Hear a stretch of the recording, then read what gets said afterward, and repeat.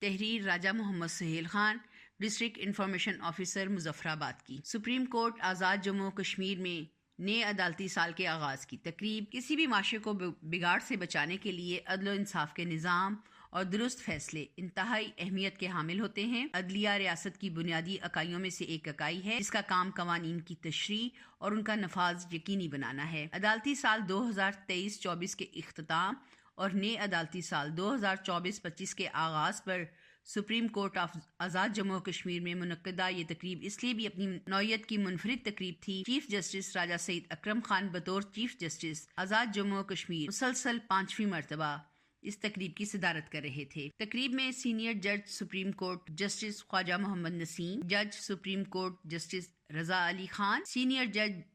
عدالت عالیہ جسٹس سردار لیاقت شاہین، جج عدالت عالیہ justice Syed Shahid Bahar, chairman service tribunal Raja Tariq Javed, chairman appellate tribunal in land revenue Sheikh Rashid Majeed, صدر supreme court bar Raja Sajjad Ahmed Khan, vice chairman bar council Ashfaq Hussain Kazmi, advocate general Sheikh Masood Iqbal, secretary قانون انصاف و پارلیمانی امور چودھری وحید الحسن، اراکین بار کونسل، عہدیداران سپریم کورٹ بار، صدور و ممبران high court bar, central bar, district bar Mirpur راولا کوٹ،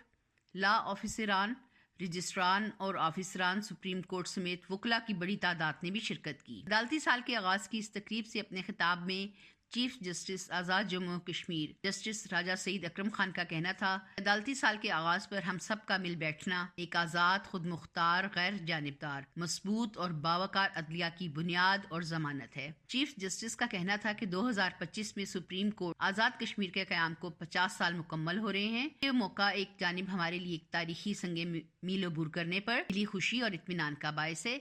جبکہ دوسری جانب اس امر کا متقاضی بھی ہے کہ اس موقع پر ہم سب مل بیٹھ کر نظام فراہمی انصاف میں اب تک کے تجربے کو سامنے رکھتے ہوئے مستقبل کے لیے ٹھوس منصوبہ بندی اور حکمت عملی کی بنیاد رکھیں، تاکہ ریاست کے اس اعلیٰ ترین ایوان عدل کے قیام کی 50 سالہ گولڈن جوبلی تقریبات کا انعقاد کرتے ہوئے ہماری آئندہ نسلیں اپنے آباء و اجداد کی تاریخ پر فخر کر سکیں۔